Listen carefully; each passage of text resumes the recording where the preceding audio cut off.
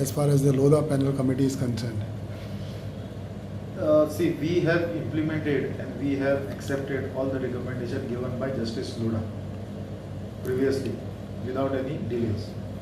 Now there is slight changes. What they have said is regarding the cooling period. Instead of 3 years, they have made it six years now. Correct. These 2 terms, which now we'll have to call for the general body and amend it accordingly. We were LODA compliant before. Correct. And now also we will be complying this additional amendment which is referred by the Supreme Court. What happened to your elections, GCA elections and all that? After that, it would be held. See, now what we have to do is first we have to wait till BCCI register this. They have been given 4 weeks time. The moment they do that, then we will have to call our general body by giving 21 days notice to amend this.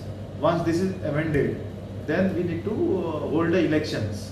So GCA doesn't have any problem as far as the Lodha committee or the Supreme Court guidelines are concerned? No, we do not have any problem. We have already a LODA compliant state.